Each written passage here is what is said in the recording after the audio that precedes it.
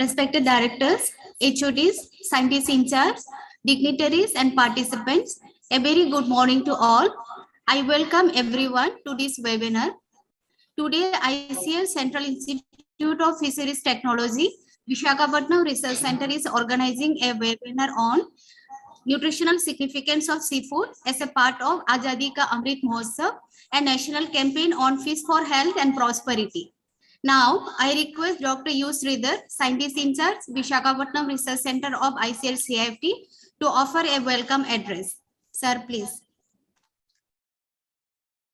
Good morning to all the dignitaries and participants. I greet you all to the webinar. It gives me immense pleasure to welcome our respected Director Ma'am, Dr. Leela Edwin.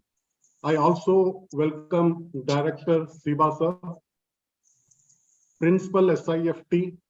I also welcome Dr. TV Shankar sir, Head of the PME cell.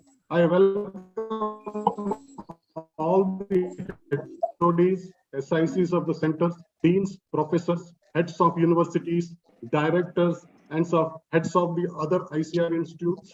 I also welcome the scientists, staff of ICAR-CIFT, and all other ICR institutes, state government heads and employees, all the students of various universities and colleges. Because of you, this webinar wouldn't have been established. Today, I express a few words in front of you about the great celebrations of independence called Azadi ka Amrut Mahotsav. While celebrating this Amrut Mahotsav, we Indians will once again turn the pages of our history to know in detail about all the important events, movements, and great revolutions using the freedom struggle. Today, Visakhapatnam Research Center of ICAR-CIFT is organizing a webinar on nutrition.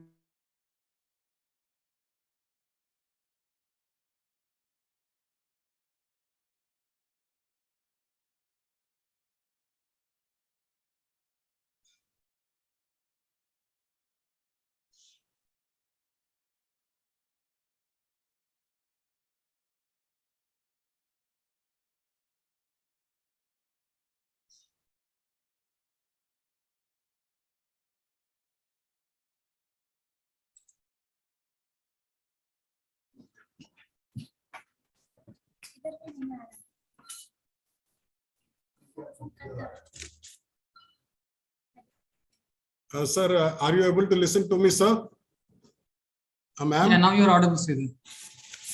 There was a link cut, ma'am. Sorry for So today, Visakhapatnam Research Center of ICAR-CIFT is organizing a webinar on nutritional significance of seafood as a part of Azadi ka Amrut Mahotsav, a national campaign on fish for health and prosperity.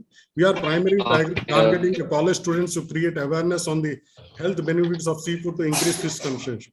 As a part of Azadi ka Amrut Mahotsav, Visakhapatnam Research Center of ICAR-CIFT has conducted various programs in the schools and colleges. We also reached some schools where information was deprived to spread this message. I once again thank you all for participating in this meeting. Thank you. Thank you, sir. Now, I request Madam Dr. Leela Edwin, Director ICAR-CIFT, to address the participant. Madam, please. Yeah, thank you, Jasmine. Good morning to all. Esteemed participants, including respected Director of SIBA, Principal of the State Institute of Fisheries Technology, Andhra, scientists of other ICR institutes, professors of universities and colleges, senior officials of the state governments, heads of division of CIFT and other institutes, PME cell in charge of CIFT, the scientist in charge of Vizag, who is the chief organizer of this program, scientists in charge of Veravel and Mumbai Research Centers, scientists, colleagues of CIFT and other institutes, participants, including research scholars, students, ladies and gentlemen.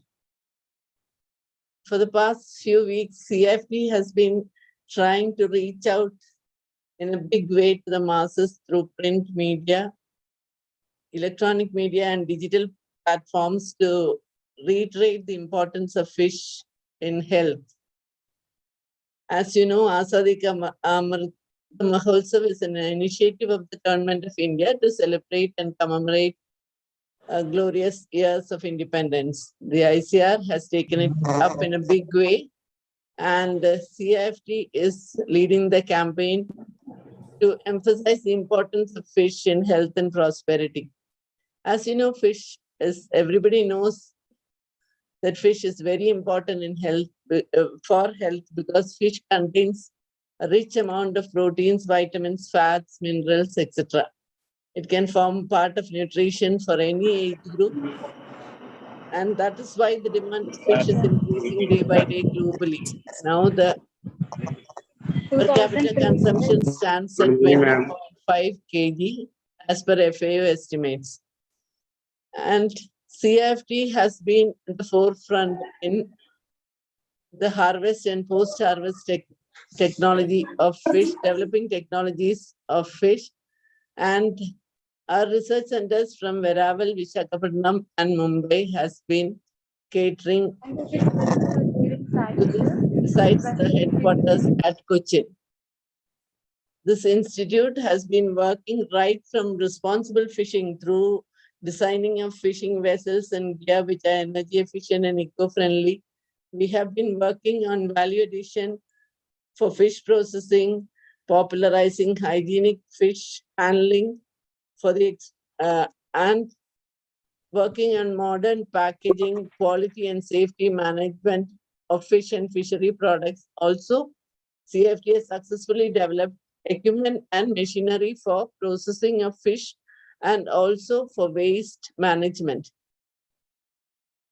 Through our extension wing, we are proud to say that our technologies have reached the farthest corners of the country through many flagship programs. Today we are here to listen to talk by two young scientists, Dr. Viji and Dr. Ahmad Basha, on the nutritional significance of seafood. I would like to request to our participants who are here to spread the message of the importance of fish in health and the nutritional significance of fish in eliminating hunger and malnutrition in our country. Because we at CIFT are trying hard to make this message reach everywhere. I hope the participants, through listening to this program, would help us in this way. I would also request the governments to give more emphasis, state and central government and all agencies dealing with fish and fishery stakeholders to give more importance to fish, more and more importance to fish in health and as a means of alleviating malnutrition.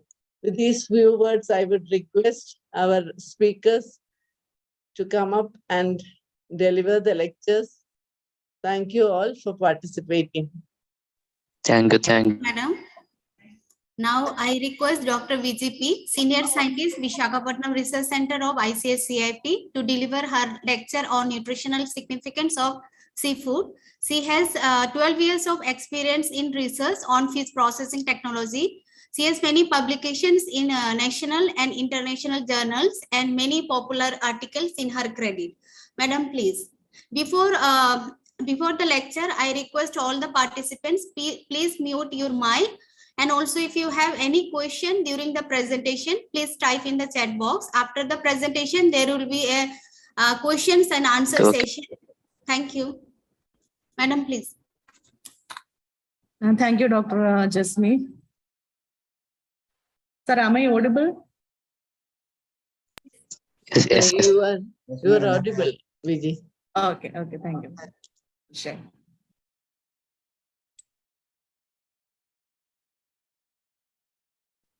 So good morning to all of you. Once again, I welcome you all to this national campaign. And today's topic is nutritional significance of seafood.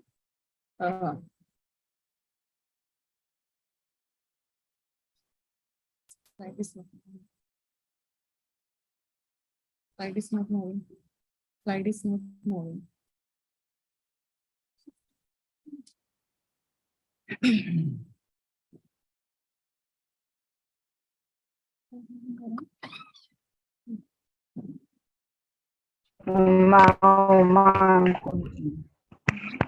So, ICR Central Institute of Fisheries Technology is the only national institute in the country who is doing various activities in the field of harvest and post-harvest technology. So, the institute was founded in the year 1957 as a research station in Kochi, and later it has attained the status of National Institute. And today we have the headquarters at Kochi and 3 research centers, Veravel, Visakhapatnam, and Mumbai.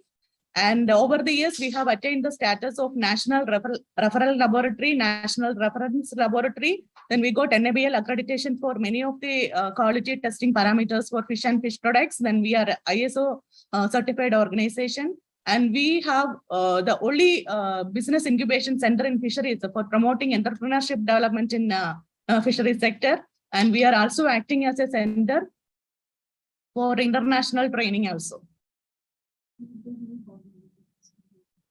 So I have to request that our capacity for Zoom meeting is over. So I request the participants who is trying to join can kindly join the YouTube link. So YouTube link is given in the poster. So coming to CIFT's contribution, over the 65 years of service, CIFT has significantly contributed to the development of fishery sector of the country, starting from the development of resilient fishing systems, energy efficient fishing systems, then total complete utilization of harvested fishery resource technologies, then employment of green energy and technologies in the harvest and post-harvest field, then bioprospecting of aquatic and other resources, molecular diagnostics for fish, foodborne and cultured pathogens, then development using conventional and frontier technologies to ensure safe fish production, processing, and consumption. And we have developed appropriate biosecurity measures to tackle the issue of animal health, then established effective mechanism for technology management and commercialization. And we are also focusing on human resource development in all the sector, that is from small scale industry to the high-end level entrepreneur. So that is the achievements of CIFT and the contribution to the fishery sector of the country. So if we see the global fisheries production and consumption statistics, the total fish production 2019-20 was around 178 million tons. And out of nearly 90%, that is 157 million tons was used for direct human consumption, and 20.4 million tons was used for non-food uses. That includes the fish oil production or fertilizer production and so on. And the per capita consumption was around 20.2 kg. In 1960, it was around 9 kg. And over these years, there is a huge increase in the per capita consumption. It has reached to 20.2 kg in 2019-20. And if we see factors influencing the consumption, the major factor is the supply of material. If suppose the country is having a huge amount of production and the population is less, then there will be low supply of material to the consumer will be more. Then consumer preferences, that is the people like to eat fresh fish or processed fish. Then advances in technology, that is development of different processed products and all. Then obviously the income growth, that is based on the income of the consumer, they will prefer to buy different kinds of fish. So on an average, nearly 3.3 billion people in the world consume fish. And if we see the global consumption pattern, that is what type of products globally people are consuming, of course, it is the chilled and live or fresh fish products, 4% of the total consumption, and frozen product. The second one is the frozen products that contributed to 35% of the total fish consumption. Then the prepared and processed product, maybe canned or cured, that products that contributed to 11% of the total consumption, and cured fish products that is contributing to 10%. So if you see who are the major countries who is consuming more fish, of course, China is the topper with the 36%, Indonesia, India, USA, and Japan. These 5 largest consuming countries contributed to nearly 60% of the total fish production consumed globally. So now comes the question, why should we eat fish? So currently, on an average, fish provides approximately 3.3 billion people with 20% of their average per capita intake of animal protein. That is the total 20% of the total animal protein intake was contributed by fish. And if we see the total protein intake, it is 3%. And if you see, we all know that the population of world is growing year by year. And by 2050, it is expected to reach 9.1 billion. And it is a major challenge for in front of world to provide nutritional and food security to such a huge population. And here comes the role of fish. So fish provides lot of nutrients. We can say that it is a nutrient pool. We can see which is rich in protein, minerals, fatty acids, vitamins, and so and so. I will be detailing in the coming slides. And in some underdeveloped countries, Cambodia, Gambia, and all, fish contribute to nearly 50% of their total animal protein intake. So here is the role of fish. Fish has a tremendous opportunity to feed the population to meet their nutritional and food security. So one of a challenge ahead of the world, and of course, India, is the malnutrition. So if we see India, the condition of India, it is lagging far behind the other countries in terms of undernourished children. That is, nearly 1 out of 5 children is underweight. So that is the reason, maybe because of micronutrient deficiencies. We know that single nutrient deficiencies like a protein, vitamins, or iodine, minerals, and all causing one kind of disease. But the present condition is that because of multi-nutrient deficiencies, the children are undernourished. So definitely fish is having a promising role in meeting this, preventing this malnourishment in children. So we think that the smallest right kind of interventions can a long way in improving the statistics of India. And of course, I told fish is providing nearly 40 number of nutrients to the human body. And the role of fish in human nutrition and health is significant. So nutritional composition of fish in general, nutrition composition, approximate composition means what are the major constituents of the fish. The major constituent is, of course, the moisture. Fish is having high moisture meat sources. The protein is on a higher side, that is around 18 to 20%. Fat is on an average, it is 0.5 to 19%. Normally, 3 to 4% is the protein range, but in fishes like oil, sardine, or mackerel, and during some season, it can go up to 19%. And ash represents the mineral contents mostly, so that also on a higher side, that is from 0.5 to 1.5%. And if we compare the terrestrial protein sources like a beef and poultry, the protein content of fish is slightly higher. And there the fat content is more in terrestrial meat proteins. And also fish is rich in so many nutrients, calcium, phosphorus, vitamins, and so on. So compared to the terrestrial protein sources like a chicken or mutton or other fish is definitely a good source of nutrients. So coming to the individual constituents, fish protein is unique. That means this is the highly digestible animal protein containing all essential amino acids. Highly digestible means the digestibility of protein in a human body is far better compared to the terrestrial meat protein like mutton or chicken, because the connective tissue content in fish is less compared to the other meat protein sources. And the biological value, that is the proportion of absorbed protein from a food which becomes incorporated into the proteins, that is protein we are converting it to the body. 80 to 90%. Please kindly mute.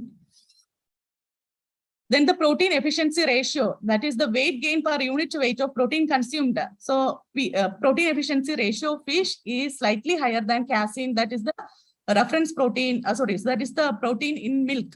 Then the net protein utilization, that is the ratio of amino acids used to synthesize the body to the total amount of amino acids what we consumed. So that is on a higher side, that is 83 compared to 80 in red meat. Of course, egg is the reference protein, it is having 100. Excuse me.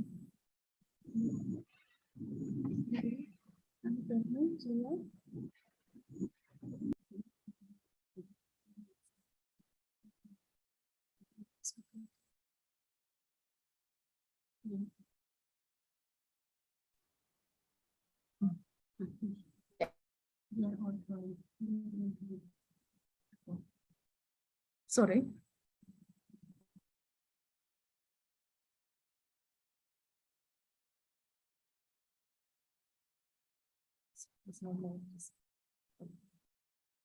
So if we see the nutritional quality of fish amino acids, fish protein is rich in all essential amino acids. Essential amino acid, and there are 10 essential amino acids required for the proper functioning of our body. So fish is rich in all those amino acids. And now there is a recent concept that functional amino acids. So functional amino acids are those which participate and regulate key metabolic pathways to improve the health, survival, growth, development, lactation, and reproduction of the organism. So that is a recent concept evolved. And fish is rich in this functional amino acids like arginine, cysteine. Most of this listed in as functional amino acids are also the essential amino acids. Taurine is also there.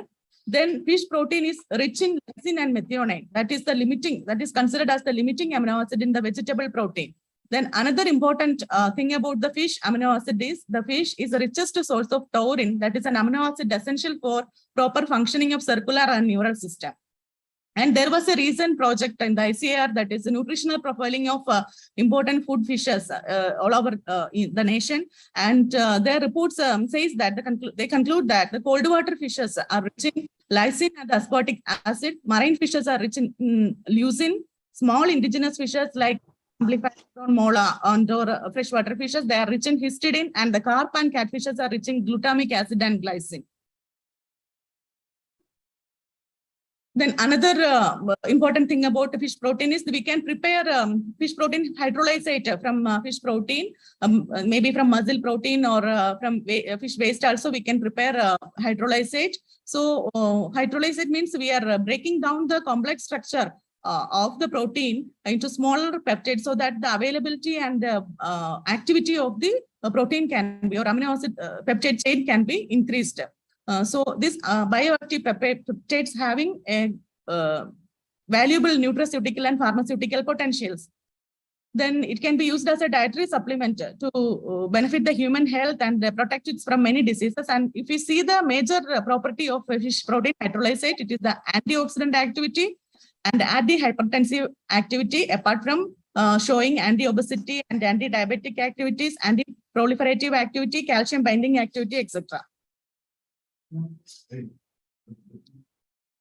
Then coming to the fish fat.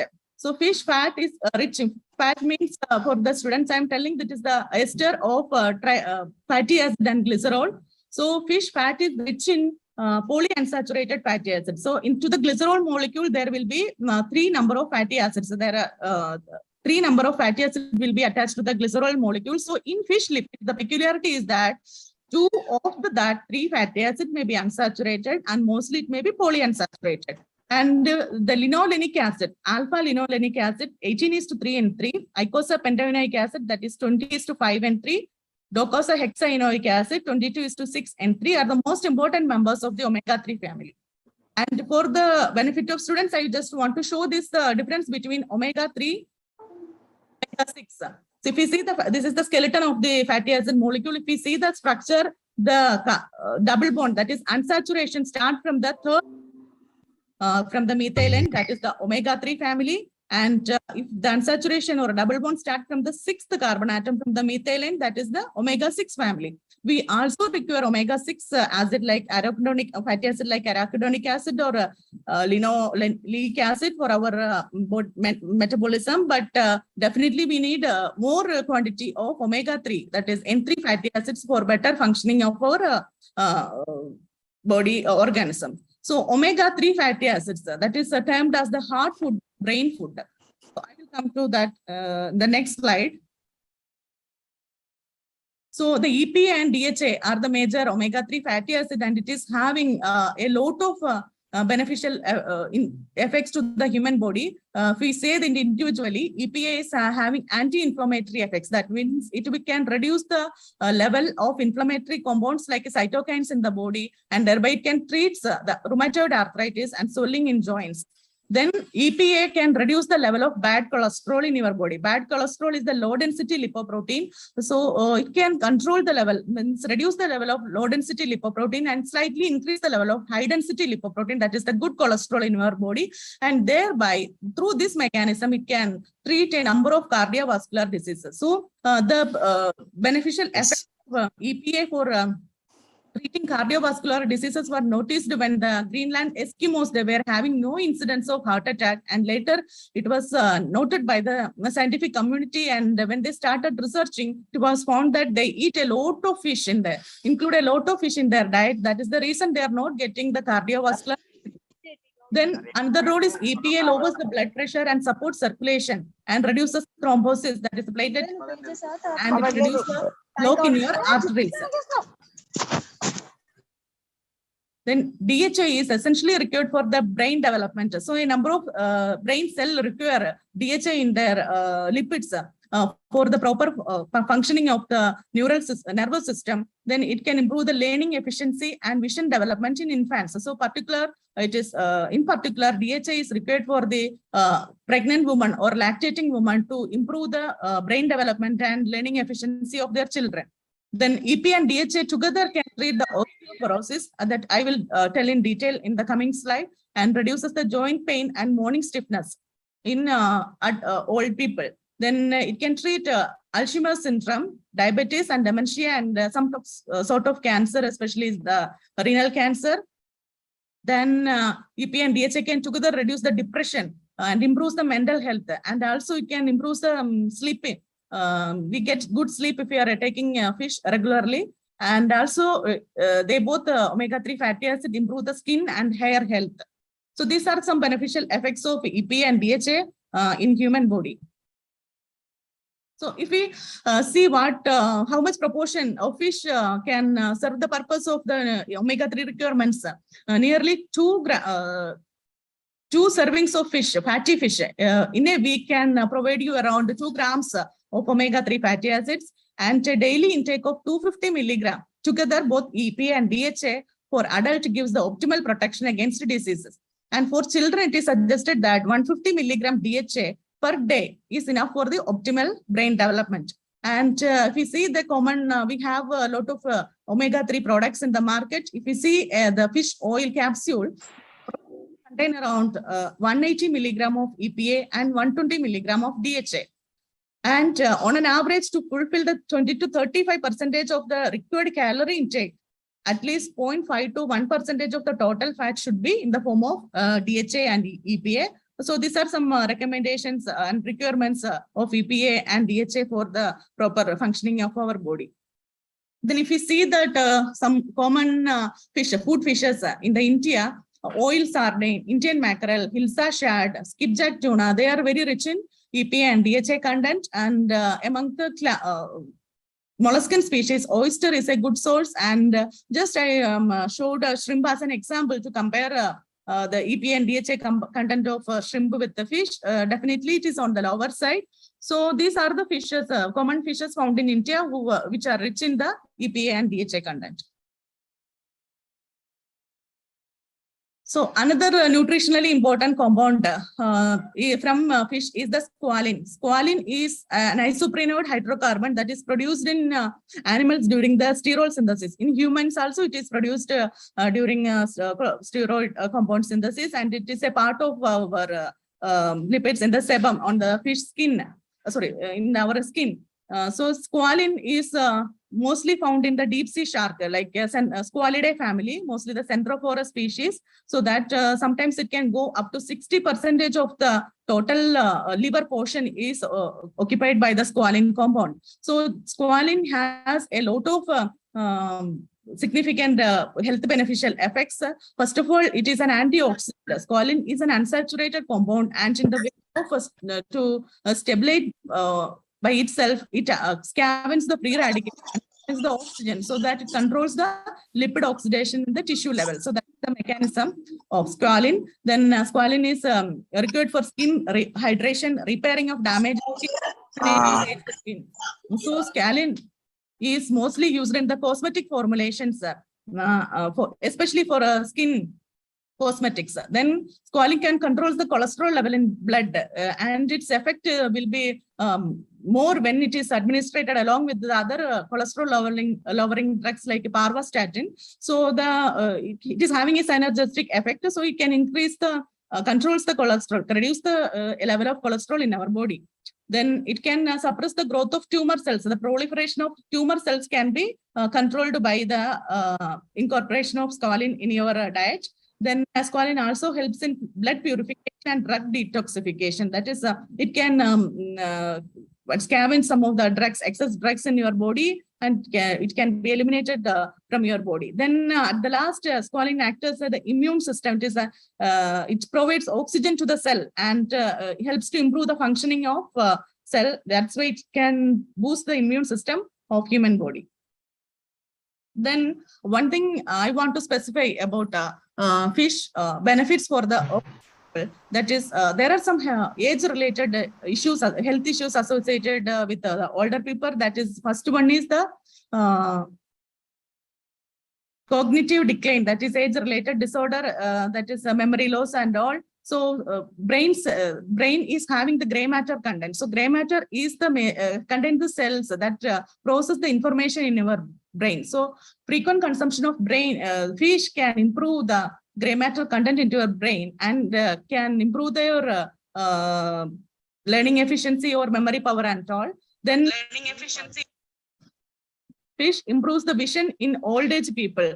Fish and omega-3 fatty acid gives protection against the age-related macular degeneration, that is AMD, that is a condition that causes retina to degenerate and the eyesight to become blurred. So frequent consumption of fish can improve the vision in old age people. And of course, the osteoporosis, that is the pores development in the bone and weakness of bone, and a frequent fracture will be occurring in osteoporotic bone. So fish oil or fish can treat this condition. So that the main mechanism is that it affects on the calcium balance and affect on the osteoblastogenesis, that is the synthesis of bone cells, and it increases the bone density in the old age people. So these are some important health benefits for the old people by consuming regularly fish. Then coming to the vitamins and minerals. So fish is a rich source of all fat-soluble vitamin A, D, E, K, and of course the big vitamin E is on a little lower side, and vitamin B is required for responsible for converting food to energy in the body, and it helps the function of nervous tissue. Vitamin A, of course, it is required for the normal functioning of your eye, and vitamin D helps in absorption and utilization of calcium, and vitamin E antioxidant. So the fish oil like shark liver oil or cod liver oil, they are rich in vitamin A and D, and the fish roe is also rich in vitamin B vitamins. Fish roe is rich in vitamin B, and oyster and clams also rich in vitamin B. And in general, the vitamin D content is higher in fish compared to the terrestrial meat. Then coming to the minerals, the fish mussel contains almost all minerals that is there in the sea. And minerals in fish are highly, compared to terrestrial protein sources, mussel food sources, the minerals in fish are highly bioavailable, meaning that the body can easily absorb them. So that is the one peculiarity about the fish minerals. And if you see that magnesium, it is rich in magnesium, phosphorus, iodine, iron, zinc. So fish may be the richest source of iodine. And the magnesium content of seafood sometimes exceed that of milk and beef. Then fish contains more iodine that present in any other mussel food sources. So that is the peculiarity of fishes. And you know that all requires iron and iodine for their proper functioning of the body. In that way, fish, especially small sized fishes, it is advised to eat asset, that mola fish or anchovy or small kind of fish. If we are eating, it is suitable for eating asset. So it can increase the mineral content in your body. So this is a small table prepared from the results of the project I have, what I was mentioning, nutritional profiling of common food fishes. And we are seeing the fish which are rich in each individual constituents, the mackerel, common carp, pearl sport, tuna, skipjack tuna, and gilsa. They are rich in protein content. And in tuna, it is going above 20%. That is 20 gram per 100 gram protein, so 100 gram meat.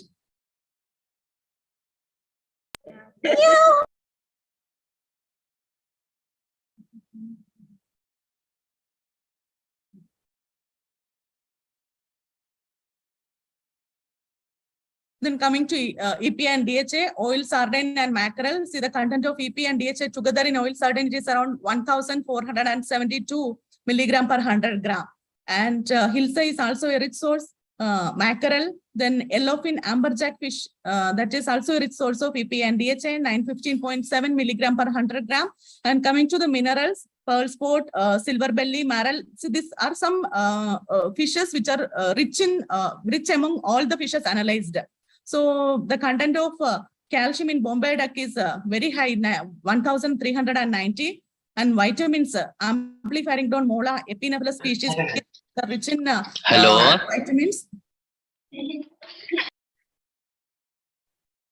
I request all the participants, please keep your mic in mute. Thank you. Okay. So this is about the nutritional significance of seafood. And now if we are coming to the Indian scenario, India is the third largest fish producer in the world. That is, the total fish production of India was around 141.2 lakh tons in 2019-20. And the total production consumed was around 90% of that was consumed domestically, and export was around 11.49 lakh tons. And the per capita consumption of fish was around 6 or 9 kg. Why I shown these two figures, that 6 when we are getting when we include all the states and union territories for calculation. Suppose some northeast states, northern states, they are not consuming. So if we are including that population also, we get a figure of 6. And if we are including the fish consuming states only, we get a figure of 9. And 60% of the Indian population consume fish, but the consumption varies with the region. And the top fish producers are Andhra Pradesh. Of course, it is from inland sector, means aquaculture production. Andhra Pradesh produced around 41.6 lakhs, 6 lakhs metric ton of fish. And Gujarat, Odisha, and Tamil Nadu, Kerala are the next leading producers. And if we say see the status of fish consumption per state, you can see that Tripura as a state, ma'am मुझे एक doubt है ma'am. leading fish consuming state. Then Kerala, Odisha, West Bengal, I have not shown the figure, West Bengal, Goa and all. Then if you see the union territories, Andaman Nicobar Islands, they consume nearly 59.79 kg on an average in a year. And if you see that total proportion of catch where it is going, fresh fish consumption accounts for 91.43% of the total fish production of the country. Then 16.81 goes for freezing. Then 5.2, sometimes that value may vary up to, go up to 10% also. Then the canning industry is less in India, so it contributed to 0.36%. And so that is in lakh tons. Then others, all other sources that like miscellaneous uses and all contributed to 7.09 lakh tons.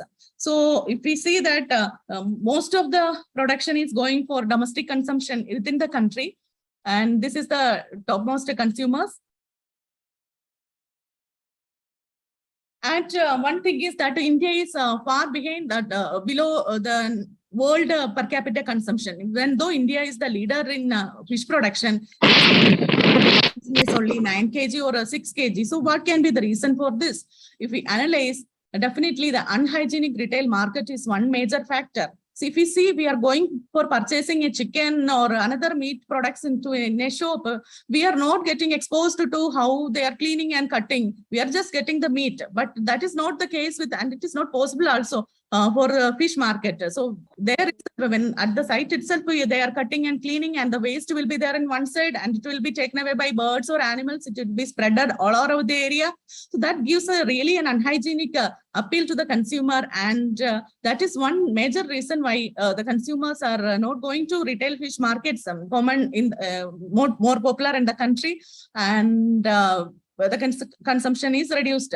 Then dislikeness, that is some people, they don't like the smell of fish odor. If we say fish odor, freshwater fishes is having some muddy odor or muddy taste, then marine fishes is having a unique flavor. So some people like the freshwater fish, some other people like the marine fish. So that consumption pattern varies. Then lack of skill in cutting or dressing the fish. So if we see the new generation, the youngsters, how many of us we know that how to cut or clean the fish? If our father or husband is bringing the whole fish from market, so it is difficult for the new generation to dress the fish or make the curry and all. Mostly our mother or grandmother may be doing those job. And we may not be youngsters may not be familiar with what fish to buy, means what fish may be more tastier or more nutritious and which can get at a lower price. Then uncertainty about how to prepare or cook the fish, on which way fish has to be cooked, means how to preserve them for better nutritional quality, what is the kind of fish preparation methods, and definitely the customs and tradition. For example, today is the Varalakshmi Puja. Today we will not eat non-veg.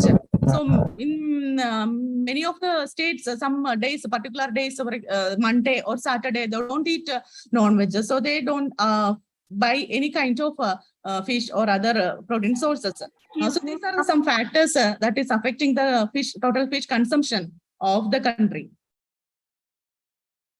Then how to improve the fish consumption? What are the opportunities?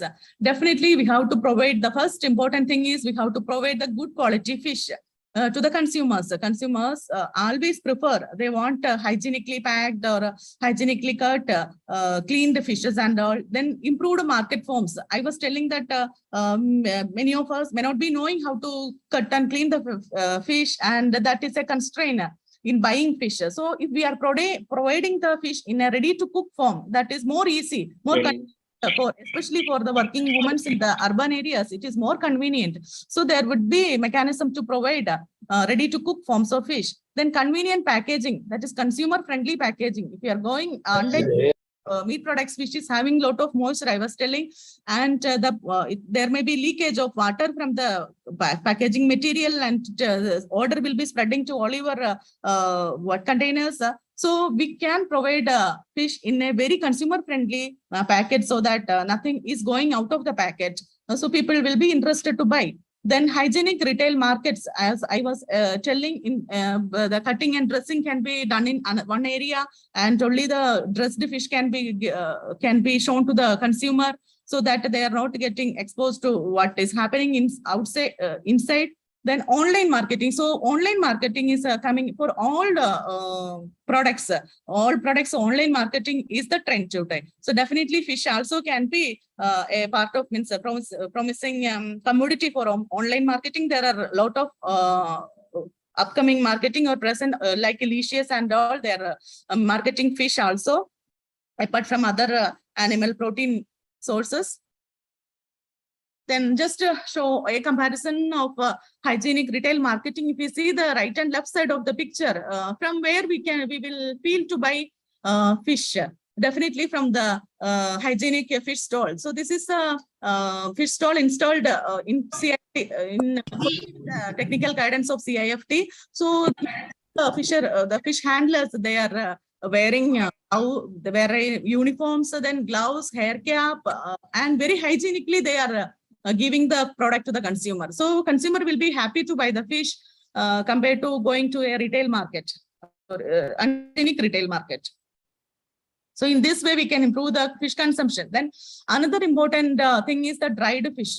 So the dried fish is the cheapest source of protein to the poor sections of the community. And during trawl ban season also, dry fish serves as a means for fish lovers. They want to eat fish, means they can go for dried fish. And nearly 12 or 10% of the fish production is preserved by drying. and it has an important role in providing nutritional security to the weaker sections in the nation, definitely in the rural areas. Then one important thing is that adoption of scientific and hygienic drying practices is very necessary for making good quality product. The present condition in India is not that appealing that they are following unhygienic drying practices, mostly the getting dried on the road or on the sea sand, so that harbors lot of pathogenic bacteria or so that's why people are not liking to buy the dried fish. But if you see the picture, what I shown here is not a snacks bar. Actually, it is a dry fish dry fish shop in Kerala. That also again with the help of CIFT Kochi, they have established this dry fish unit. So how they are presenting the dried fish, what importance they are giving to their product. So like that, we have to give importance to the food, the importance to fish. That means we are giving a food to the consumer. So we have to give it in a good quality, good form. So another way of fish consumption is the frozen fish. Of course, India may be not familiar with the frozen products, but in hypermarkets, markets and supermarkets, a lot of frozen products are also available.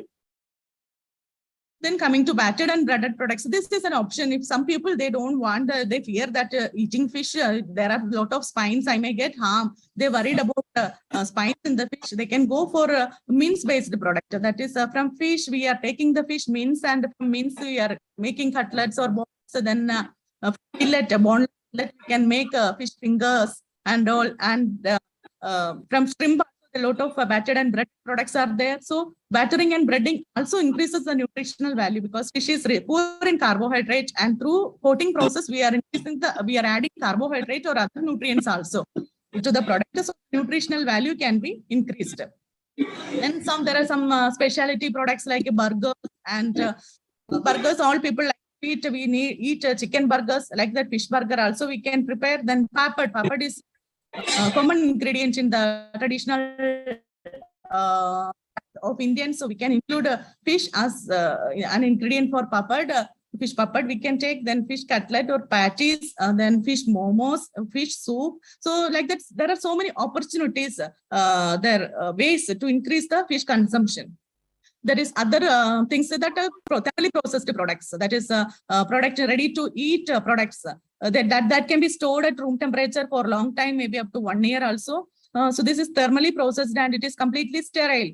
And this is one way, but most of the India itself is having less canning industries, and most of it is going for export marketing. And in future, with the easiness, because always consumers want that easiness in their life. So this also ready to cook, ready to eat form. It can also have a promising role for increasing fish consumption in the coming years. And if you see the another compounds, that is nutraceutical compounds. These are biomolecule. Nutraceutical means biomolecule possessing health promoting and disease preventing properties. And many of the nutraceutical industry are focusing on development of biomolecule from fish, from waste, food waste. And the fish waste is also a rich source of lot of biomolecule compounds, especially chitosan. Chitosan is derived from shrimp shell. Chitosan and its derivatives like glucosamine hydrochloride, they are having lot of biomedical and pharmaceutical applications. And collagen and its derivatives. So collagen is a more quantity is present in the fish, scale, skin or bones and all. So that can be converted into peptides. I was describing about protein hydrolysate. So collagen peptide is also having lot of pharmaceutical or nutraceutical properties. Then hydroxyapatite, that is prepared from fish scale, that can be used as a filler material in the orthodontal applications, because our bone or bone structure is very similar to that hydroxyapatite. So that can be used as a filler material in the orthodontal field. Then astaxanthin. Astaxanthin is the marine pigment or antioxidant rich compound prepared from the marine shrimp shell waste. That is also used as antioxidant. Then glucosamine hydrochloride, especially used for treating osteoarthritis, that is with age associated disorder with the old age people, they lose that cushioning effect in the surrounding the bone. So glucosamine hydrochloride is an essential component of that joint part, and frequent consumption of this glucosamine will definitely enhance the bone health. Then marine melanin, what we prepared from cuttlefish ink, it is a rich antioxidant compound, and it is having a lot of cosmeceutical applications, especially for protecting the hair health. And omega-3 concentrates, we can separate omega-3 acids from the fish oil and can be prepared into an encapsulated form. And it can be, so I was explaining about the uses of omega-3 fatty acids. Then squalene, I already explained about the squalene and its properties. So when I am talking about seafood, I should not forget about the important thing from aquatic resources, that is the seaweed. So seaweed consumption, previously seaweed was only used for, in India, seaweed was only used for preparation of agar or polysaccharides for industrial purpose. But with the advancement in technology and with the scientific knowledge, we are preparing a lot of products from seaweed. Seaweed is a rich source of vitamins and dietary fiber. Dietary fiber is not present in fish, but it is there, a rich quantity is there in seaweed. Minerals and some other bioactive compounds like sulfated polysaccharides and pigments, and it is having a lot of health beneficial effect, especially anti-cancer, antiviral, and immunomodulatory activities. And seaweed-based products, slowly it is coming in the market. Even though our consumption is less, it is also we have an opportunity in future to increase the seaweed consumption.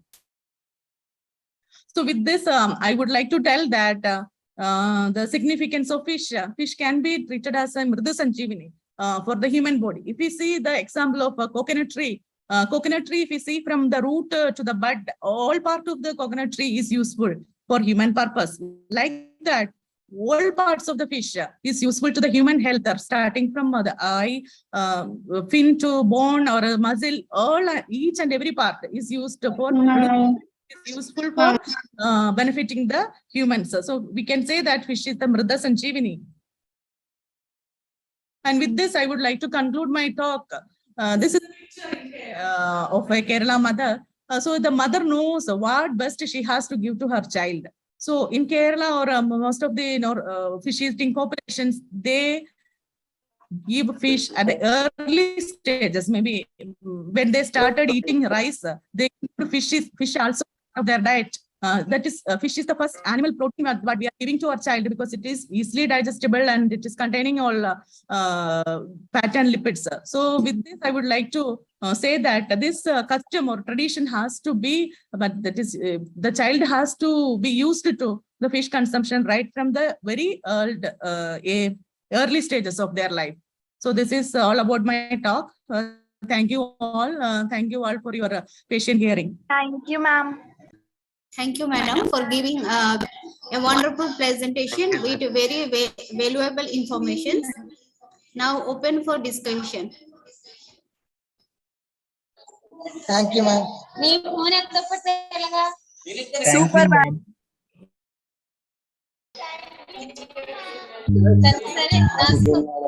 Thank you, ma'am. Hari babu, Ma'am, good morning, ma'am.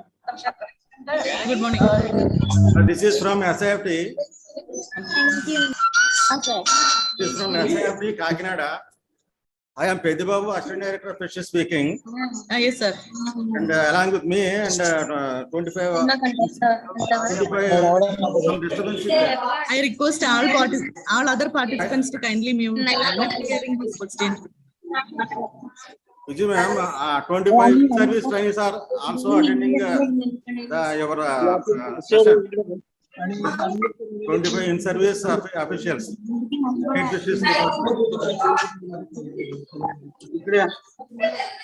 Ma'am, am I audible, ma'am? Yes, there are some disturbance coming. I request all other participants to kindly mute. Ma'am.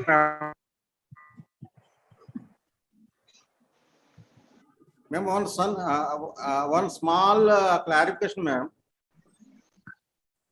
Yes, sir. Yes, sir. Please proceed. You might have heard about this Protonabia diacanthus. अरे ह्या खुर्च्या गेल्या Yes, कुठे yes, बाकीच्या? sir. Yes, sir. Protonibia dicandus. Locally called as kachli fish. Kachli. ते बात करून नाही नेल्या मुलांना से बात करो. बिल्डिंगला जाऊ दे. हे काय नेल्या की बऱ्याच नेल्या मुलांनी हे गोळा करा. तू तयार कर. I request everyone to please mute. I request everyone to please mute. अरे त्यांना हे सॉफ्ट कॉपी दे त्यांना म्हणा ते नका चेक करू हे चेक करा म्हणा आणि त्याच्यात आपण थोडं ऍडिशन करू. I request all to please mute. There is question and answer session going on. Principal sir, Chappan sir.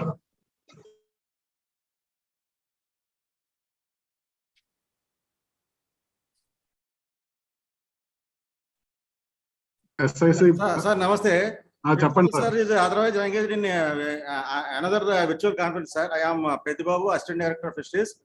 Along with me, 25 members, in-service officials also attending the conference. One small clarification, I would like to ask to ma'am. One species, the fish species, Protonibia diacanthus is there, locally called as the kachli fish. Very Yes, sir. expensive. The traders are purchasing very costly. They are paying very huge amounts for that. Any specific reason? Any specific reason? Any specific reason is there for purchasing that fish, the specific fish?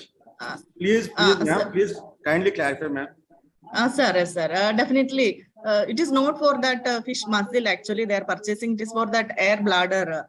It is having a huge air bladder. So that is having. I was talking about the collagen and its collagen derivatives, and also it is. We can make a lot of molecules from the air bladder that is biologically active and more functions also. So that is the reason that they are purchasing for paying more amount for that fish. Okay, ma'am. Thank you, ma'am. Thank you. Anyone wants to ask any more questions? Yes, sir. Yes, sir. Yeah. Please, one at a time. Vivek, please go on. Great. Thank you. Good afternoon, Dr. Vijina. Yes, my name is Vivek. I work for a non-profit called Fish Welfare Initiative. We are mostly working with freshwater aquaculture, ponds and all. So, ma'am, the webinar you just said is on nutritional significance from seafood, right? Do you think the same quantity of nutrients are available from the fish that are sourced from freshwater aquaculture ponds? Do you think the nutritional quantity is same for both of them? Definitely the nutritional quality is not the same because freshwater fishes, they are lacking low in omega-3 fatty acids. Right. The omega-3 fatty acids are more in marine fishes because there are some marine algae, microalgae, they are producing the more omega-3 fats. So they are more availability is more there in the sea to get that omega-3 source. So marine fishes are rich in omega-3 fatty acids. Got it. Thank you so much. Ma'am. Yes. Good morning, ma'am. Good morning.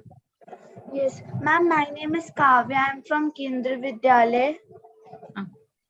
Ma'am, Proceed, Kavya. Yes, ma'am. I am having two doubts that the fish is having some needle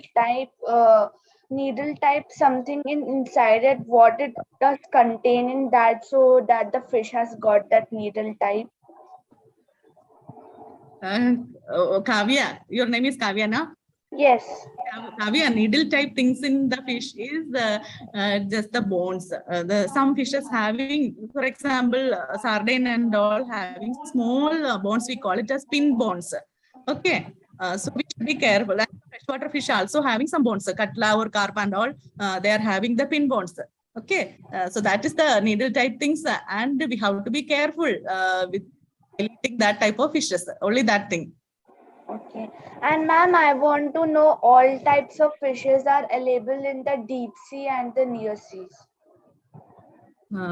Deep sea, but major food fishes are Priacanthus, Hamrur, one what red color fish is there. We call it as bullseye.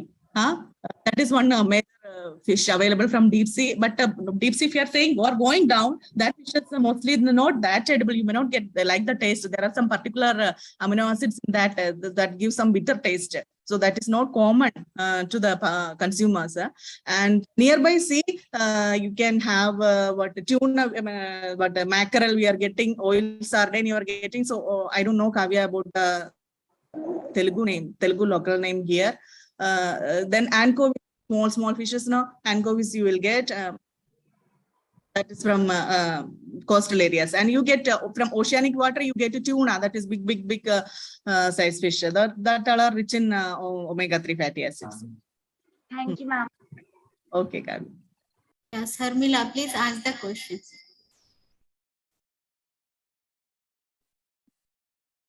Can I have a query? Yes, sir. Yes, sir. Definitely. Yeah, I'm Dr. Jitendran from SIBA. First of all, I congratulate you for giving this very exhaustive topic on nutritional significance of fish. And one of the, I think you have covered a very exhaustive area and did a good homework on a vast areas, which is useful for the common public. Yes. And only one or two issues which we are facing with respect to fish or its marketing is one is that wastage of fish. Whatever you may say, even good fishes which we have got from the sea. Not clear. Yeah, even one is the wastage of fish. Sir. Post-harvest losses. Yeah, that is a very huge quantity. Even a very good fish which we are catching from the sea, and that is being put in the roadside market, and from morning to evening it will be simply lying in the sun. And by evening they sell all these good quality fish at whatever the price they are getting it by evening and going home. This is one of the major issue which we are facing that in cities and all the things. The another thing is that this hygienic, and how we are marketing the fish in a hygienic way. And you told that yes, this modern generation, they don't like to cut the fish at home. It's so true that if you look at the flat system in metro cities and all, most of the people get to cut fish from the market itself. So that shows that there is a huge potential for engaging the people. There is no shortage of manpower as far as that fisheries sector is concerned with respect to marketing on that. And only thing is that some structure should be there, like a fish producers organization or somebody has to come out in this area specifically and market it as per the requirement. And if you look at that other commodities, even a perishable commodities like milk and egg, you must be knowing that how the milk and egg is being marketed in the country, but that same thing is not happening in case of fish. What is your generalized opinion for future? Sir, your question is good, sir. Really, why we are not buying was told the fish is lying on there with the seller, and at the evening they are selling it at low price and all, and because of the unhygienic market, I can say, because of the unhygienic conditions of the fish marketing system. And if we try to improve that, we can go for ready to cook type of products. Definitely, even I prefer like ready to cook type of products from the market. So in future we have to go for that type of products, ready to cook or easy convenient type of products. And definitely the fisher women, the fish handlers, they have to be made aware about hygienic handling practices. That is one important thing, sir. How to handling. They should be, they should feel that they are giving a food to the consumer. So we are not buying chicken or mutton that is on the road. We are buying only fish that is there on the road. So that they are selling that, and we are forced to buy. So that system that has to be changed from the fish handlers itself. We have to create awareness on the importance of hygienic handling, and definitely the hygienic products. There will be consumers to buy that type of products. Vijay, I'll add something here. Sir, Jitendran, sir, this is Dr. Madhusudan Rao. Yeah. As you rightly pointed out, sir, this post-harvest losses. it is to the tune of 60,000 crores. Actually, it is more than our exports. And the PMSSY, Pradhan Mantri Matsya Sampada Yojana also, we are trying to target to reduce from 25% of post-harvest losses to 10%. And for this, the main thing is the lack of the cold chain, sir. Cold chain from the time of harvest till the retail sale.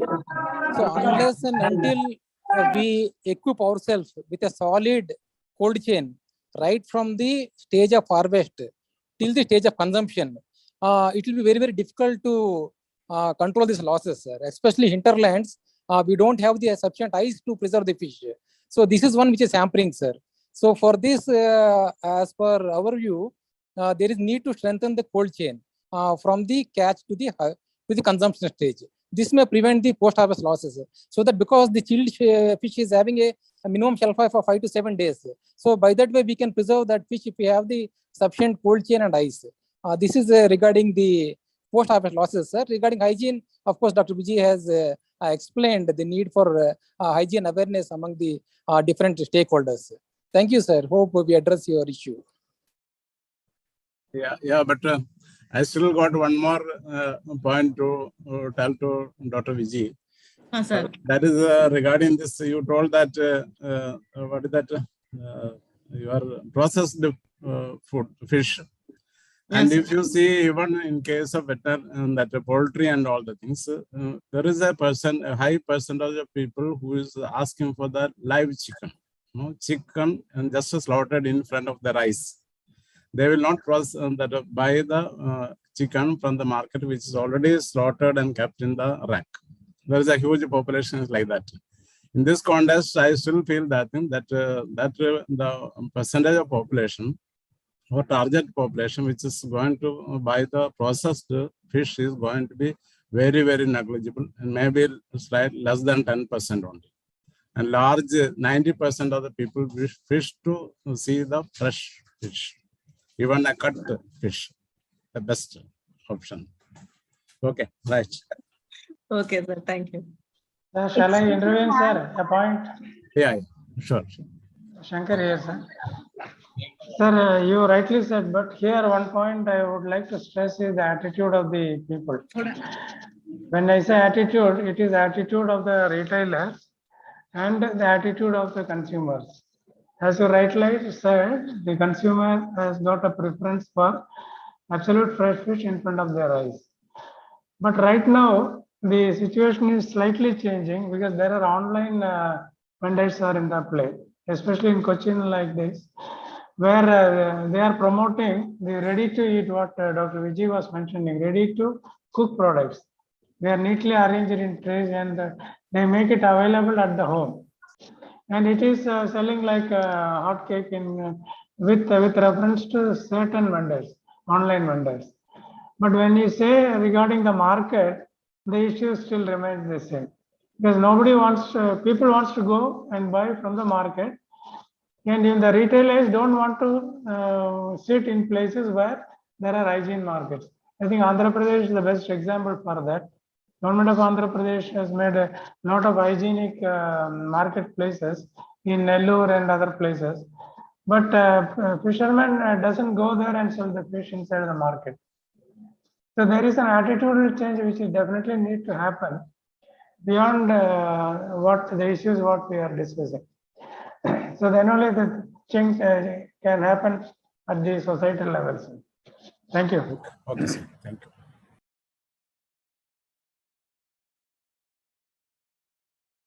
Nikhil. Any more questions?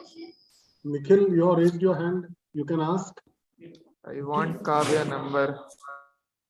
Excuse me, ma'am. Please go ahead. I have a small doubt regarding, you have mentioned in previous slides about every vitamins. You have not mentioned about vitamin C, ma'am. Vitamin C, it is actually little less in fish. Vitamin C sources in fruits and vegetables. So fish is actually a fair source of vitamin C. Ma'am, good afternoon, ma'am. Yeah, good afternoon. I'm Nikhil from Dr. Visakhapatnam. Aquaculture, ma'am. I'm not hearing, please. Ma'am, I'm Nikhil Vardhan, ma'am. From yes. Dr. V.S. Krishna, Government Degree College. Yes, sir.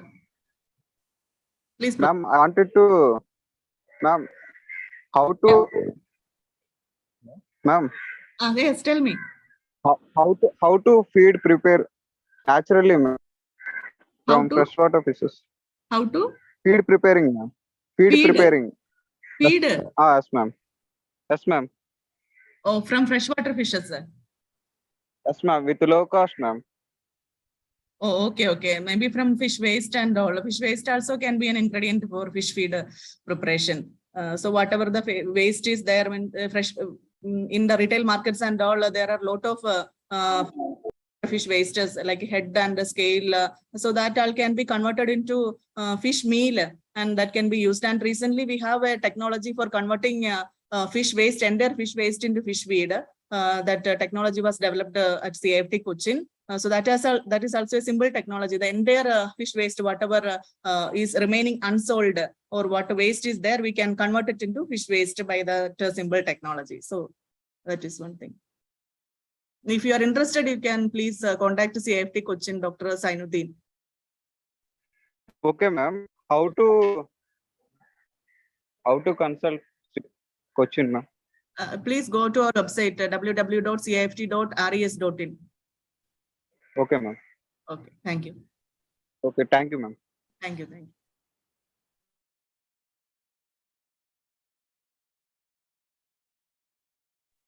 Hello. Yes. Yes, good afternoon, madam. My name is Srikanth. Yeah. I am talking from Hyderabad and I am PhD scholar at Geetham University. Actually, I have a doubt, madam. So many places I heard like for preservation and transportation, they are adding some formalin in fishes. Is it really true? If it is yes, then how to, as an end user, how we should know whether it is added with the formalin or not, Yeah, as it is carcinogenic? That is definitely previously they were using formalin. Actually, we should not use it. It is a carcinogenic material, formalin, to preserve the fish. And there was a lot of issues all over India. And we have developed, CIFT Cochin has developed a rapid test to detect the presence of formalin. So just for the benefit of means of money benefit and all, these fish traders, they are treating fish with the formalin and sending to all other states. So that is actually, we should not follow that. So there are strict measures taken by the government to control that. So we can use means we can detect that added formalin level with the help of a rapid test kit. There is a strip that will be available. Okay. To add to that, this strip is available with high media. Interested at consumer level or supplier level, they can purchase the kit and you can check it by your own. There is no need of any type of any reader or anything. It's a paper strip. Simply you touch the strip to the fish and then you will know whether that formalin is there or not. So this is a technology which CIFT has transferred to high media. Any interested person can buy the kit from high media and you can use it. Is it cost effective, sir? How much cost it will be? Means one strip or pack size? I think it is the 25 numbers are there in one strip and it is around 120 rupees. Roughly around 8 to 10 rupees it may cost per strip. So that was the rough figure. 8 to 10 rupees it may cost per strip to assess whether it is safe in the point of view whether formalin is present or not. Thank you, sir. Thank you. Thank you. Ma'am. Yes, Thank Kavya. Ma'am, someone is sending me in the message that I want my contact number.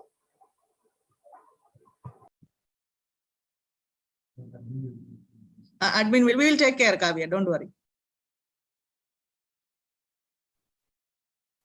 If there are no questions, there is one question in chat box. Eating tilapia is good or bad for health? Eating tilapia, why it is bad for health? I don't know. Huh? No, tilapia is good for health. What is the? Huh? Poor man. I'm not getting on small size fishes are likely. Where is the question?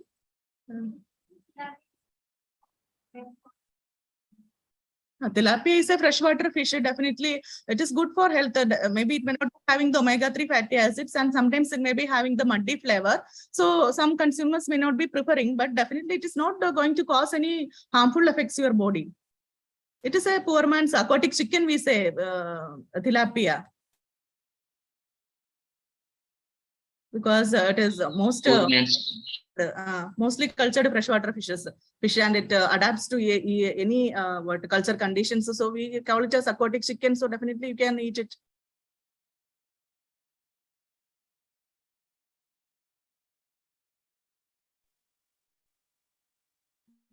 Any other question?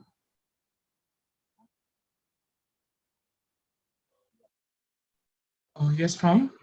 Yes, ma'am. I have a question. Yeah. Ma'am, I'm Omkar from Geetham University, Visakhapatnam. Yeah. I have a question that why is fish demand is increasing, ma'am? Why? The fish demand is increasing right now. Right now, that's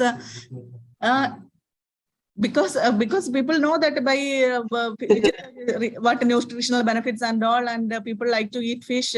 Definitely, we also aim to increase the fish consumption.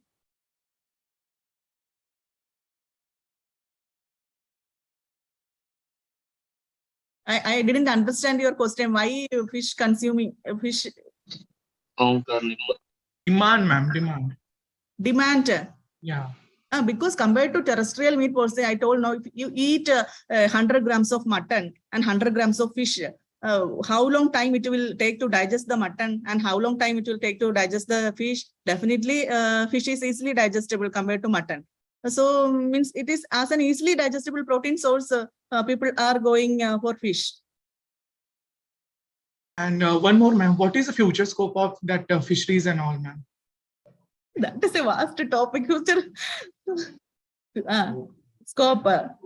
Yeah, it is growing. That means fish production is growing year by year. Fish consumption is growing year by year. And the future scope is definitely for a seaweed consumption and all. India is more, once Indian fishery sector is more focusing on seaweed consumption. And value means by nutraceutical product development from fish. So that is more scope for the future. And the convenient products, the development of convenient products. Okay, ma'am. Thank you so much. Okay. Good afternoon, madam. I wish to know, like tilapia was banned sometimes back, any scope for getting Thai magur back into market, since it is established market and it is having so much nutritional value, and government ICR institutes are taking efforts for overcoming malnutrition. Government has already declared, Prime Minister has already declared to double the farmers' income, and some institutes are banning they have already banned magur, Thai magur. So can something be done in future? Actually, I am not the right person to talk about that tilapia culture or banned species. I am not aware of that which species was banned or not. Maybe from genetically modified tilapia you meant, or what? Yeah, GIFT is having license, but when Thai magur is banned, and the judgment, there is a statement that if some license things like is provided, it could be cultured. The wordings are different, but it is like that. But there is no effort taken in that direction, ma'am. Sorry, I am not the right person to talk about that. Sorry. Since it is ICR is taking so much efforts, I thought let's for processing and all. I am aware about all those culture and aspects. Okay. Thank you very much for attending.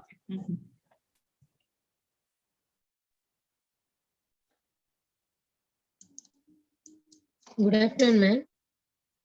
Yes. Hello, good morning. Yes, good Madam, morning. Vijay ma'am, I'm from Meglu Frozen Foods. Yeah. Madam, you are given a good information regarding the fish waste and all. Actually, we are doing GG, yellowfin tuna and headless swordfish also. We need a good information regarding that wastage, where we can it can be useful for reprocess, madam, because in Cochin it is development very nicely, but in Visakhapatnam there is no proper information, ma'am. I would like to know, means you want to make some nutraceutical compounds from fish waste. Actually, now most of the time we are decomposing, like we are just You want to dumping utilize somewhere. that. Yeah, ma'am. Yeah. Understood. You please, if you are in Visakhapatnam, you can make a visit to Visakhapatnam. We will guide you. If it can be done at our end, we will help you. If it is not there, we can guide you to Kochi. Okay, ma'am. Okay, thank you. Thank you, ma'am. Good morning, ma'am. Good morning. I'm Ajay Kumar Padak from National Bureau of Genetic Resources. Sir. Good morning, sir. Good morning, ma'am. I congratulate you for a just very informative lecture which you have given to us. Thank you, sir. And just I want to I would like to know whether you are taking any initiative for developing the database on nutritional aspects of the fish species. Actually, I am not aware well about that. Our recently was a project. All ICAR Institute has participated in that. I think a lot of research papers they have published also, and database is also available. I feel so. I'm not sure about that, sir. I think CIFT might have taken the initiative for developing the database, and Nutrition that is in the public domain. For some of the freshwater species, they have conducted they did the work on profiling the nutritional aspects of some freshwater fish species. So I think you have done a lot of study into that, and I think I should come out with that. Yeah. So that it should, in the public, it should be available, and we should know about that.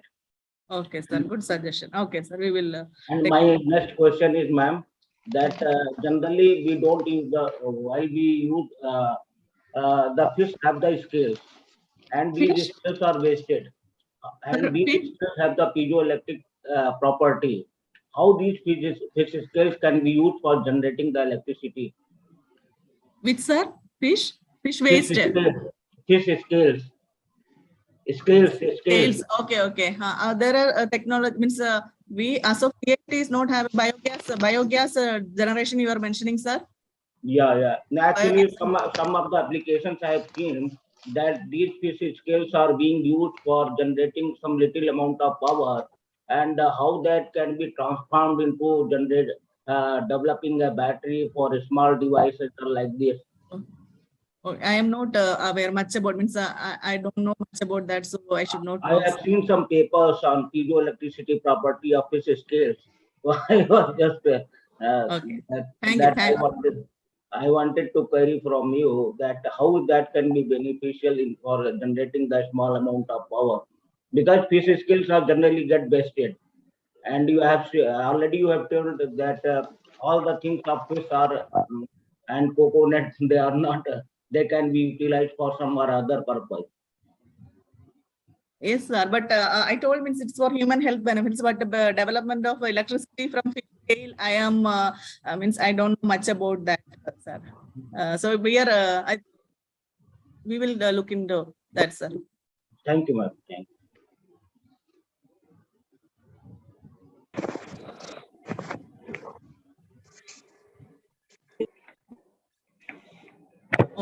Just if no questions, yes, sir. Ma'am. I am immensely thankful on my director's behalf and myself as SIC of this center for the overwhelming response for the talk and the type of response we have been seeing in the chats and the scientific interactions. So I am very pleased, and I thank all the professors, students, participants who have joined this webinar. Thank you very much for giving such a huge responsibility. Thank you. Thank you. Thank you.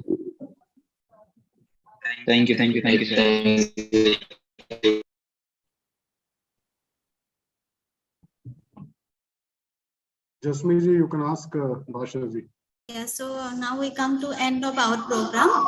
Before ending the program, I request Dr. Amrut Mahotsav, scientist, ICAR-CIFT, Visakhapatnam Research Center, to offer formal vote of thanks.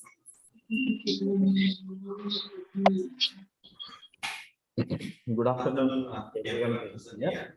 As we have come to the close of this main program, it is my pleasure to deliver the vote of thanks on behalf of ICAR-CIFT Visakhapatnam Research Center. As a part of Azadi, Amrut Mahotsav, ICAR-CIFT Visakhapatnam Research Center has conducted a webinar on nutritional significance of seafood. I would like to express my gratitude to all the esteemed delegates of the webinar for their presence and contribution to make this webinar a great success. In the beginning, I would like to thank Director General Sir, ICAR Secretary there, and Deputy Director General Fisheries Division, ICAR support in conducting this webinar. I sincerely thank Dr. Lisa, Director of CAFT Cochin, for providing support and information for conducting this webinar. And I sincerely thank Dr. Jitendran Sir, Director of SIBA, Chennai, for gracing this webinar. I honestly thank Dr. Tilapia Sir, initially as ICAR-CIFT Cochin, for his guidance in conducting this webinar. I sincerely thank today's distinguished speaker, Dr. Vijay, Senior Scientist, CAFT, for making an excellent and enlightening presentation on the nutritional significance of seafood. I sincerely thank coordinator, ICAR-CIFT Visakhapatnam Research Center, who has always support behind such events. I would like to express gratitude to my heads of the department, CAFT Cochin, CAFT scientists in charge of all the centers, states and central universities, state and central universities, government officials, administrative staff, state department, students and other delegates for their valuable support providing these seminars. I would like to thank the officials of AKMU cell, ITMU cell of CAFT for creating this webinar platform. This webinar went very smoothly with your kind and support. I express my gratitude to the staff of CAFT Vizag Center for a valuable contribution to this webinar success. Above all, I would like to thank all the students and other participants who attended this training program. Your participation has made this webinar a successful event. I believe that this webinar has certainly provided you a deeper insights into nutritional significance of seafood. To conclude, let me once again reiterate my gratitude to all. Thank you. Jai Hind.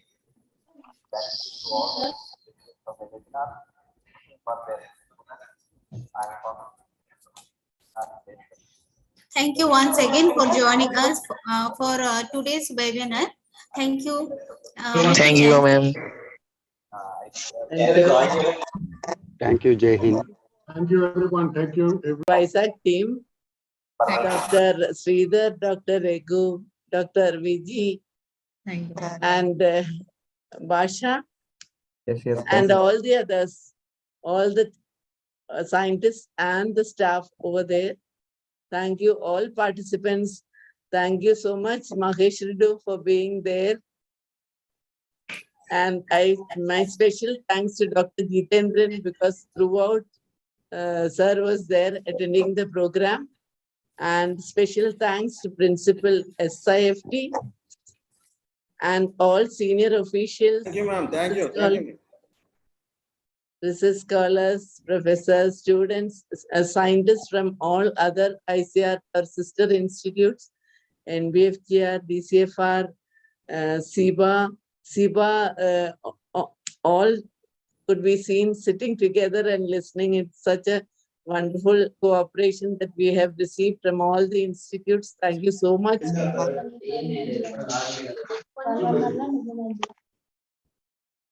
Madam, thank you. Thank you for... Madam, you are on mute, madam. You are on mute. Madam, you are not audible. Mute, madam. Oh my, I'm so sorry. No, madam. Everything is conveyed. I was just trying. I was just thanking and congratulating the Vizag Center at first for the immense publicity that you have given, and the record audience that we could get through the Zoom and the YouTube link I was telling, and for the presence of dignitaries like Dr. Jitendran, who was throughout in the meeting, in the webinar. Thank you so much for your presence, sir, and for your time. Thank you, ma'am. Thanks to. Thank you. Thank you. Welcome, sir. And thanks to all scientists of other ICR institutes, representatives from all the different institutes could be seen among the audience. Thank you, each and every one of you. Thanks to Mahesh Ridoji for attending the program. And to all professors, university teachers, research scholars, students, my special thanks to the senior officials from the government, the principal of SIFT who was actively participating, and to my own dear colleagues who have made this a grand success. Really, it was the biggest webinar, I think, that was conducted. And congratulations and thanks to Dr. Shankar, who was coordinating all the programs. To the speakers of today, Vijay and Basha, and to the comparing scientist, Jasmine. Everything went on so well. Thank you so much. Thanks to all dear participants for making this a very big success. Thank you so much. Thank you very much, madam. Thank you, Your madam. words of Thank you, madam. inspiration we will be very happy. We are very happy for your support, Shankar sir's support. That is what could make this webinar a success, madam. Thank you once again. Thank you all. Okay, Sridhar, kudos to you and your team. Thank you, sir. Thank you very much, sir. Right. Jayendra sir, thank you. Thank you, sir. Thank you. Thank you so much. Right, sir. See you. Nice to meet you. Yeah. Right. Thank you, sir. Thank you very much, sir. Thank you. Thank you. Thank you, sir. We'll close. Okay. Thank The you. session is closed. Yeah. Thank you, sir.